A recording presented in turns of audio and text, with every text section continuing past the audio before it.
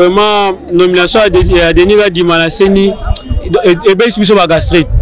Tout le monde a soutenu le Lobani, tous après na nyonso, tout le monde a défendre la constitution. Pour ça, tout le monde vraiment, tout le monde est dictature et gens à la mboka. Biso ba gente aussi ça va université, tout ça va créer tous misalate. Donc quand groupe à bâtiment boye, bazo s'enrichir dans le détriment peuple congolais. Biso peuple tolobi boye. Bolinga te, Congolais nyonso aza na kati ya étranger. Congolais nyonso aza na kati ya Congo tolobi boye. Kadima soki Tshisekedi akotia Kadima seni na ye na wese. Aza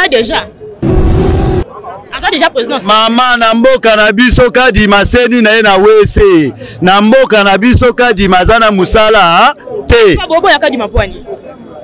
Tozobo ya Kadima toyebi. Président République Raye baluba na kata kasa bazala souté ba panzana na Congo mobimba oya za ngo conflit wana tango bezo banda toko boma na bien bako zala te ngande muna lobi amekanan azela marché banda amona tango biso toko bima akoyeba nini koya Tomona ki président Eli Martin Fayulu abimiti batu ebele to sali match pona koboya likambo ya seneza la dépolitiser to ye komona banda bakenda kokuta na église catholique église de réveil bazaki kana profit ya ndeko Kadima bakei ko bimisa ndeko Kadima na kanda na bango yango to lobi boye Rosal Malonda batiaka ye modèle wana mais asalaka te ndeko Chilombo na Belgique bakenda à Genève asinyaka signature na simalongolaki soki baza bango bengaki ye ndenge azolongola komba Kadima omona boye teke lokwa to lali bongo omona ke peuple balali to boye na boye la 2 ou 3 jours tozo préparer bawo bakokufa bawo bakotikala po biso to boye ndeko Kadima to bona nini to boye ndeko Kadima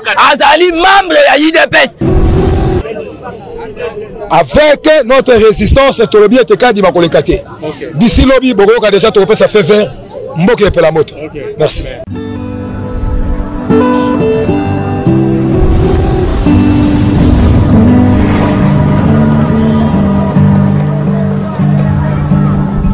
Balandi ya Dosta TV, balandi nyonso ya vérité plus 243 na pesi binombote. Tozo mina masina na quartier 3 bipai wapi tozo tambusa micro na biso ya Dosta TV kaka pona koyoka ba avis ya baimbo kapona nomination ya Denis Kadima pona grève d'enseignants o bana bazotanga te tozo continue ko tambusa micro na biso boza la brancher comme ça boyoka baimboka souci na bango boyoka baimboka nini bazana ngo posa ndemboka ezo souffrir ndemboka ezo continuer komona pasi to landa kasi nazo zongela bino. Mbote maman. Vraiment, nomination à Denis Dimanaseni et bien ici sur gastrite.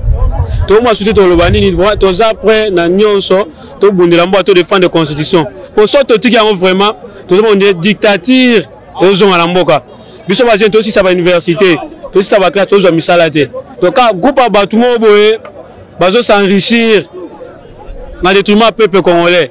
Mboka côté na est armée rwandais les autres côté la biso style on bazo le battre l'autre côté donc ça descend dans soka pour la mambo aseni pas bike nani mutule nani Kadima cousin na yana azo protéger obimisae côté enseignant ba marcher te ba élève ba lo battre donc mbo to comprendre même Kabila kuta za ine bien la auto lobby pas question à Kadima oyo ko ya donc la confiance en votre UDPS et là c'est vraiment ni na bango ba donc stage na bango ba yaki na sommet en mboka ba ça été le monté pas que soit de yani UDPS en 2023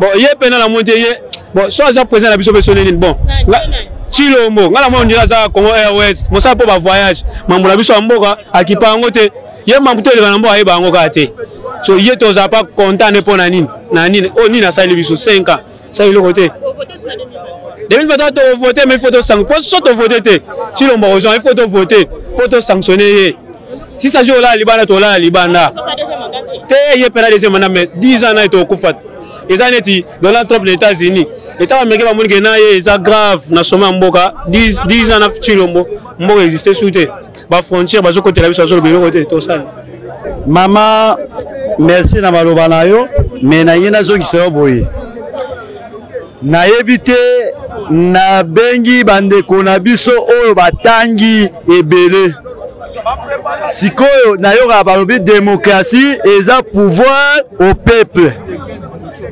Biso peuple tolobi boye. Bolinga te. Congolais nyonso aza na kati ya étranger. Congolais nyonso aza na kati ya Congo tolobi boye. Kadima soki Tshisekedi akotia Kadima seni na ye na wese. Aza déjà président. Mama na mboka na biso Kadima seni na ye na wese. Na mboka na biso Kadima aza na musala te. Bobo ya Kadima pwani. Tozobo ya Kadima toyebi mama pose diplôme il faut les cas na étape ya diplôme biso congolais toboyi Kadima za ya président seni mama ozopesaka na kanda yo ozopesaka na kanda na yebisi yo boye ngai ne kolomboka na bikolomboka na biboye Kadima na mboka na biso aza na musala te musala na ye na wese Kadima aza président ya seni te na Congo limite Kadima la président seni pour nini pour la élection ya 2023 Félix Oleka nalobi boye zuwa Tshisekedi lelo na mboka na biso oyo ozwi ebembe na Tshisekedi ebembe akofrape Tshisekedi akobima 0 eloko na yebiso yango wana mote ndeko journaliste en tout cas likambo nango ezali kopesanga pasi ezali likambo ya ndeko Kadima depuis tobandaki na likambo ya ndeko Kadima tomonaki président Eli Martin Fayulu abimisi bato ebele tosali match mpona koboya likambo ya seni ezala dépolitisé toye komona banda bakenda kokutana na église catholique église de réveil bazalaki kaka na profit ya ndeko Kadima bakei kobimisa ndeko Kadima na kanda na bango yango tolobi boye Rosal Malonda batiaka ye modele wana mais asalaka te ndeko Chilombo na Belgique bakendaka Genève asinyaka signature na nsima alongolaki soki baza bango ebengaki ye ndenge azolongola kombo ya Kadima omona boye teke lokwa tolali bongo omona ke peuple balali to boye na boye na 2 ou 3 jours tozoprépare bango bakokufa bango bakotikala po biso toboyi ndeko Kadima topona nini toboyi ndeko Kadima azali membre ya UDPS ebandi lelo te ya kala en 2 jours 3 jours bosurprendre ozala wana na balabala la police bonyisa minduki oboma peuple congolais po biso tozoya mpona kolongola kombo ya Kadima tozali deja na koprepare likambo wana tozobima na 2 ou 3 jours awa mpona koloba keno toboyi Kadima na seni wana oyo bakei kotia ye na place wana nde likambo na ngai ezalaki nanga mpasi yango wana ndeko journaliste ngelo na bagisa soki toboyi eloko boforce biso te boforce biso te po biso nde totiaka bakonzi soki tolobi mboka mobimba tolongwa totikela bango banani bakorene na bango toboyi ye toyebi oyo kosalema makambo biso eza koloba na media te toboyi ye bazwa ata ye batya ye tokondima Kadima ata journaliste oyo batya ye jeune azofilme biso tokondima me Kadima jamais soki boboyi bosala mokili na bino biso tokoya te Kongo eza nde mpo na biso omoni toboyi biloko wana tozosouffrir tala nombre ba filme nanu bato oyo estce mosala nini bato baza nango éducation ya bana banda ye abandi pouvoir nie na mai tala mwano tala filme mwano baotanga te totanga te Félix asala na eloko moko te soki asolo aza congolais ayoka malobo biso tooloba alongola Kadima aluka motu moko oyo soki asali malamu akofanda kimia na Congo kolonga Mobutu aza wapi Kabila le père aza wapi ye aza mwana mboka oyo toyebiki aza mwana limete amibatela bozoloba bino moko ke la voix du peuple c'est la voix de Dieu pourquoi azoboya biso mpo nini azoboya biso ye alongola signature na ye na Genève côté bakendaka akenda longola signature wana meseka Kadima soka boyi na mboso muto asinyaki na bango tokolamba bango nzungu moko ngai eloko na bakisa peut-être à tout moment Félix azoloba ke ye aza aligné donc population nan elingi kadima te ye alobi non ye alingi kadima peut-être ozomona ke tribalisme nde uzouta liboso epai ya bokonzi ya mboka aza ata kimuluba nsima mais aza déjà na tribalisme ye mibale ye mpe aza na kati ya tribalisme mais abosana te eloko moko nga na rappele eloko moko président république ayebake baluba na kati ya kasai bazalaka su te bapanzana na kongo mobimba oyo aza yango conflit wana ntango ezobanda tokoboma na bien bakozala te nga nde muna lobi amekana azelela marche banda amona ntango biso tokobima akoyeba nini ekoya. Oui mama na ngai awa toza na kati ya quartier 3 nazali coordonnateur ya place de la résistance esika oyo nakotala makambo eza koleka na kati ya mboka na biso eza kosala biso pasi mpe mawa toyebi te politiki oyo ekomi ya mikolo oyo eza politiki ya degré nini parce que wuta tokotobona ba oyo baya liboso na biso pe biso ndenge tokomi lelo to remplacer tomoni ke changement ekoti total na plan politique. Comment tozwaka indépendance pour que pays na biso koma indépendant mutu nyonso azali na droit ya ko manifester oyo esengeli pona ye marche oyo biso toza kosala ezali biloko ekomama na constitution mboka article 64 ya mboka na biso epesi biso ningisa peuple abima na balabala telemela bokonzi ya mabe mais oyo tokomona lelo ezali changement total par rapport ya démocratie. Omoni mukolo ya le 16 octobre oyo ngana bino tozaka na balabala ndenge to lakisaka monde que non Fayulu aza toujours na popularité Fayulu de 62% atambola ki na peuple na ye omonaki batu bakufaki batu bazokaki batu babukanaki lelo yo na kati ya base na ngai oyo totelemi to wuti ko perdre deux combattants oyo bakufi na marche oyo tosalaki le 16 ezali ndeko Kalala na ndeko Aristote lelo yo tozana matanga ya makasi tokolela bandeko na biso oyo bauti kokufa na kati ya front lelo boye bayelinga su combattant mususu yeyo okomona tala ndenge bato IDPS basala ye donc eza kosalanga pasi na motema komona mboka na biso bato bakonyoka matina niveau boye ndeko oyo azaki pa baboti bamonike kuna makambo ezosimba te baye kotikela ngai awa poto bakosunga ye mais na boye tozala makoki te misala ezali te mbongo ezali te biloko boye tokosupporta ngo ndenge nini mais na sengi na bandeko oyo bazaka na mutema bolingo botala komba tozobunda toza na balabala toza na front badega eza kosalama na sengi na bino lokola mokonzi mboka Martin Fayulu alobaki na biso combat na biso c'est la diaspora qui le soutient na kolinga pe soutien na bino eye la biso pour que toyeba kosisa badega oyo mikolo etikali muke tozobima su na nzela mpona koboya likambo ya Denis Kadima.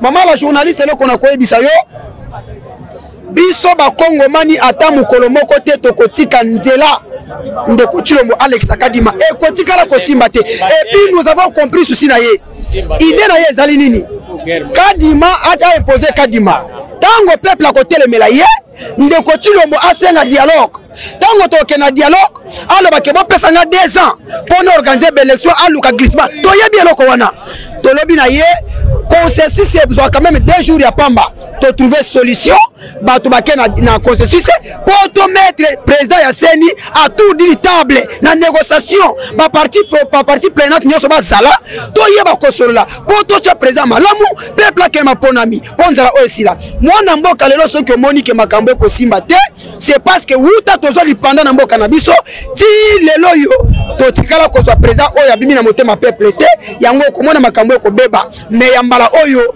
tolobi 21e siècle nde ko trouver solution à kati mboka na biso kala mingi te to ko bimasu na nzila décision na biso ezali Kadima doit quitter la CENI to ko cha mutu ya CENI c'est le consensus ya ba parti prenante ndenge to ke na baponami. Réaction de cause anime pour la nomination Kadima. Bon, merci maman. Na motuna na yo eza vraiment malamu. Premièrement, la Kolobate, Nazali Kolobela, problème, il y a individu qui a dit maté. Parce que Nazali Kolobela, auto bengi le poto procédure, il y a nomination, il y a Kadima.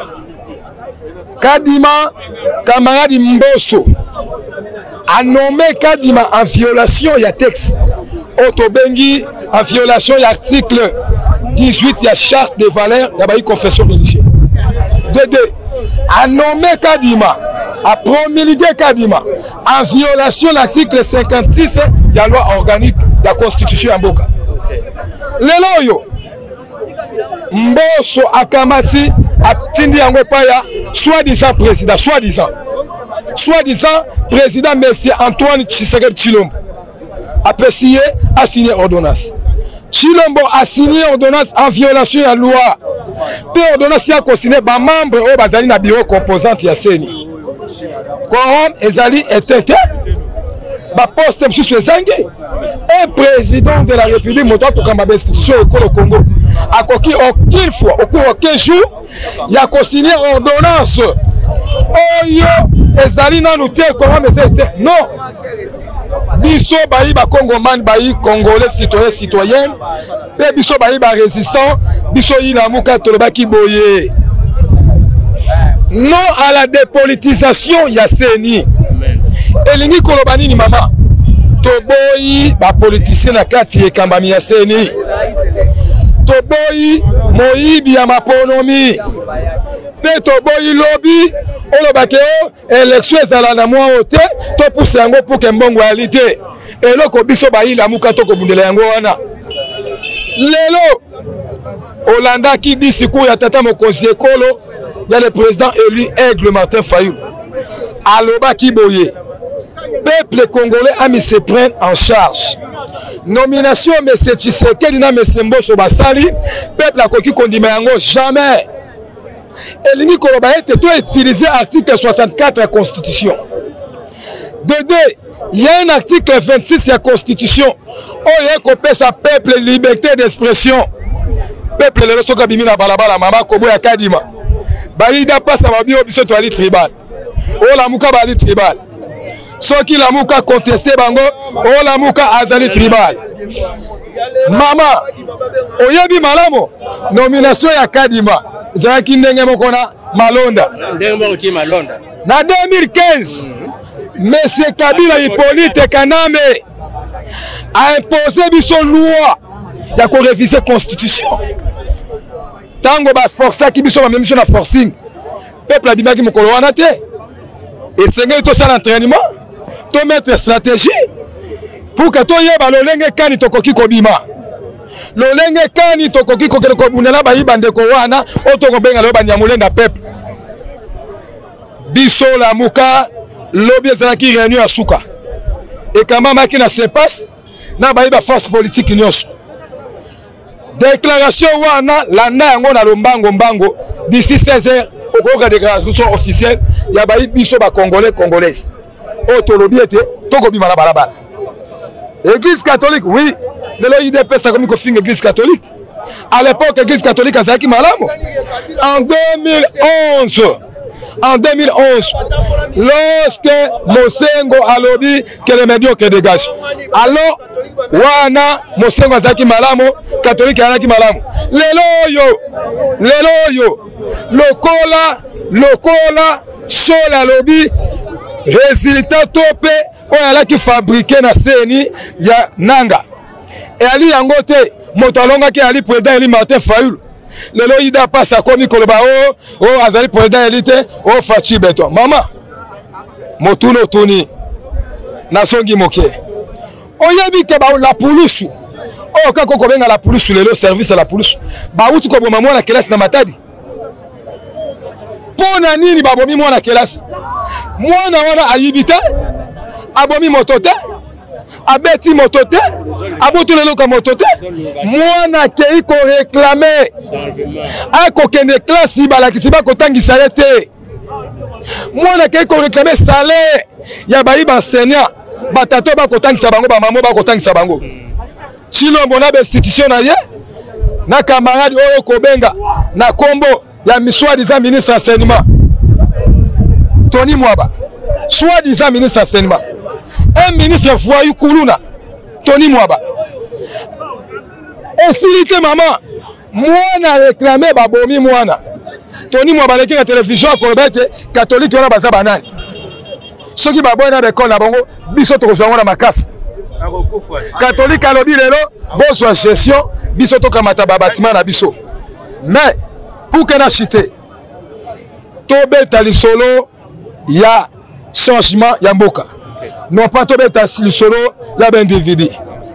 Chilombo azali lelo comment ko sana mboka ote parce que akwazali ko escroquer peuple. Lelo oyo investisseur oya ya nango banda ko bima ba voyage na poto eza investisseur ya ram. Lelo le peuple a connu comment ko souffrir, bon kata peuple ram. Et pour finir, il faut défendre le peuple, la résistance de la Tchang. Avec notre résistance, tout le bien était qu'à dire d'ici lobby, Bogo a déjà trouvé sa fait vert. Merci. Bon, ngai ona bakise saka ke nalingi ba propos na ngande e akise bango. E moto ka soni, to ba congolais to ka soni ba makambo ezoleka na mboka na biso. Premier point nalingi na lobela non, na mokili o si o mona api moto a travailler sans que azwa li foot na e. Professeur to enseignant ça na droit à réclamer droit na e.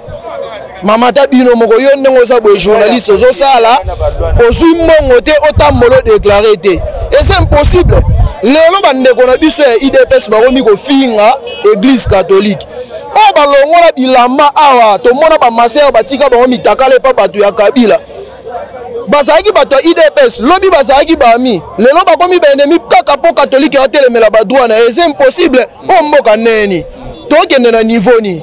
Donc na mboka oyo so mutu amona mabe azali su na droit ya lobate soko lobi okomi tribal soko lobi okomi boye soko lobi okomi boye salakate ya et comme mutu déclarer ba droit na ekomi aza ene aza boye ba qualifier na bandenge nyonso o balingi o calculer tolemi makambu oyo tolemi deuxièmement na lobi ya likambo ya monsieur Kadima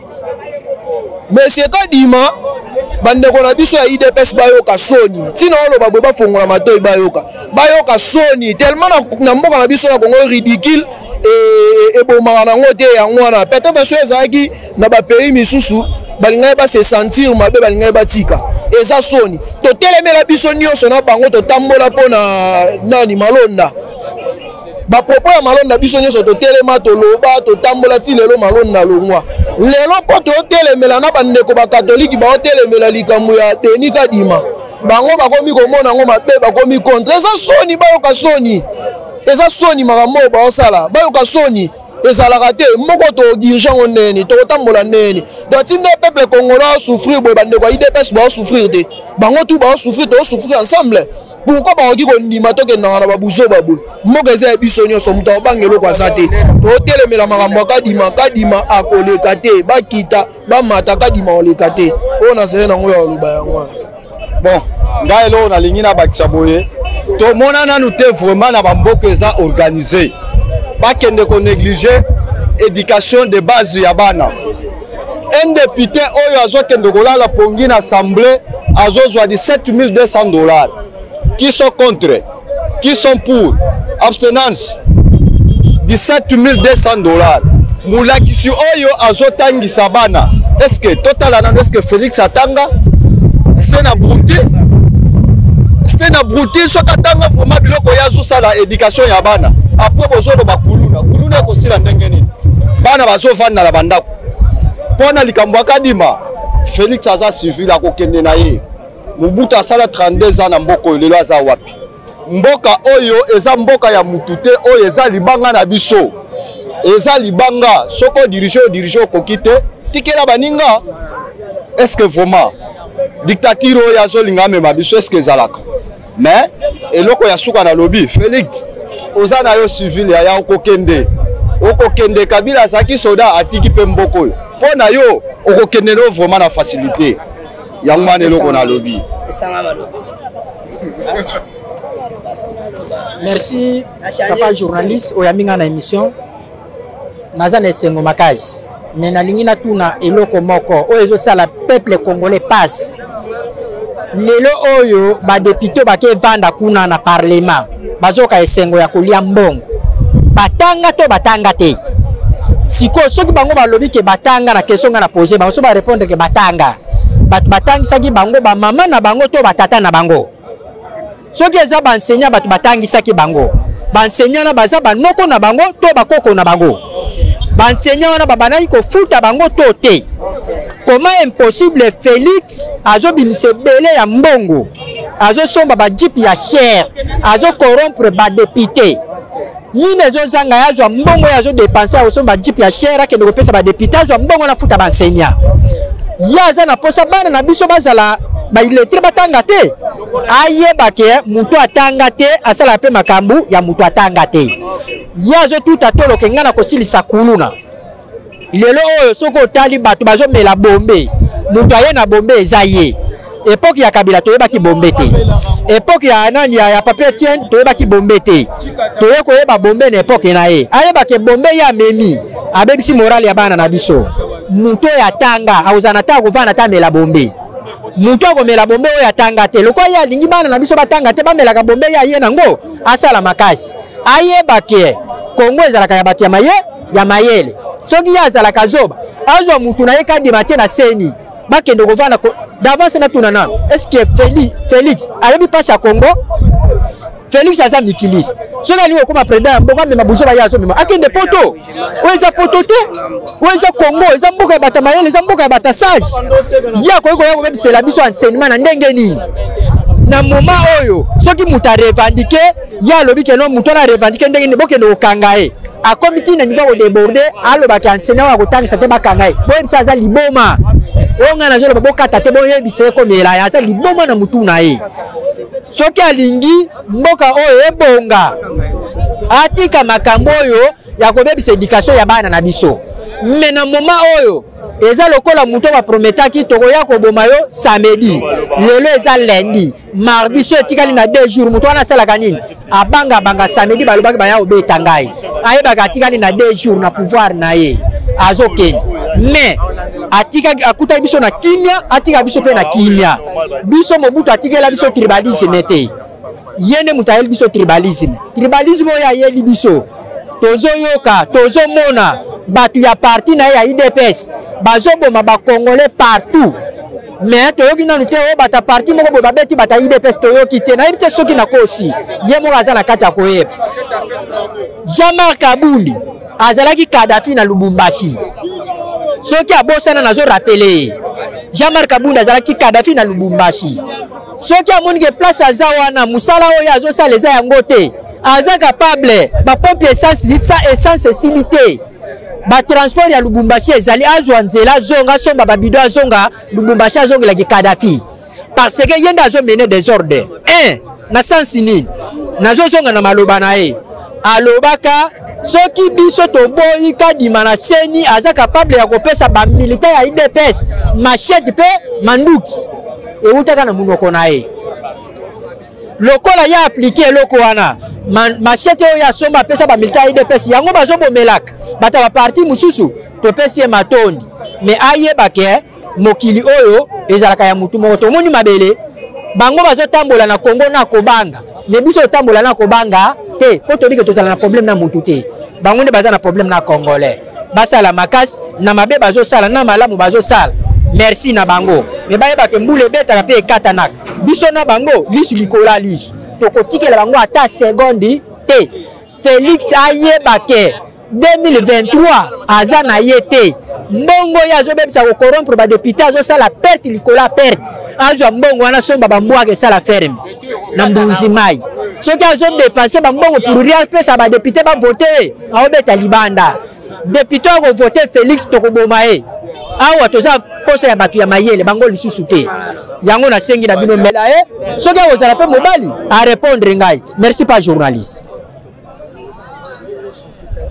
mwana mobakisaka boye bakendaki na Genève président alongolaki signature eza mpe gravité mpo aboyaka dima vraiment image oyo tozopesa ye beaucoup de respect aza président na biso ya république azala sage ye alanda bandeko na ye te alanda gauche droite te oyo akolobake no ngai yo kolanda bongo te sala boye sabo te azala sage ye asala ndenge sage asalaka kolongolaka dima ndenge ya nome ye eza problème te eza fait du monde te Ronsard Malonda aboyaki tala sagesse asalaki na Ronsard Malonda asala ngo pe na kadima ye akendaki Genève alongolaki signature to boyaki te aboya pe kadima est-ce que so aboyi kadima eza fait du monde atocha mutu oyo akozala crédible oyo ekozala ke susu teke ceux qui te sali élection bato banda kokufa bato banda kobunda eza problème nini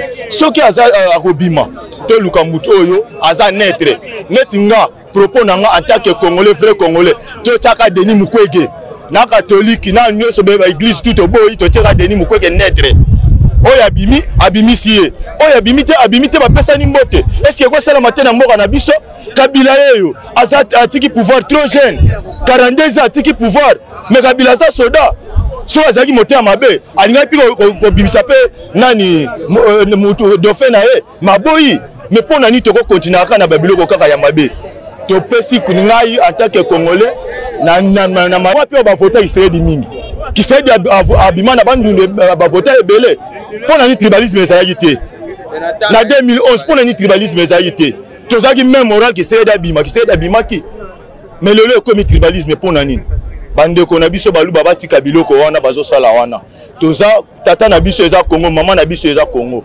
toza la même morale bango oyo bazoya na tribalisme wana ekokoma omoni fayulu mutu afaloke ebomiye ti bozomema mboka na kao soki tozokontinue boye mboka ezokende na kao soki mboka eke na kao moto soki epeli tokoka koboma moto oyo te moto soki epeli na miniti oyo tokoka koboma ngo te asa la sagesse ya Salomo aboyaka dima to luka oyo netre soki bapaster na miniti oyo neti nga naza suna soma bapaster te po bapaster koma banda to banda na 2006 makabiso to kufaka soki azwi mbongo achange kazaka mutu na nzambe est-ce que mutu na nzambe akolinga peuple ya kufa yo zoteya batu yo koteya batu na église batu babongola mitema metan bapeso kanyaka o changer face bapaster baza crédibilité na mboka oyo biso tozozwa mutu aza netre Mukwege tozotia na seni soki aza sagesse soki aza na sagesse oyo ya Salomo azwa Mukwege totia na seni po eloko nyonso kozala te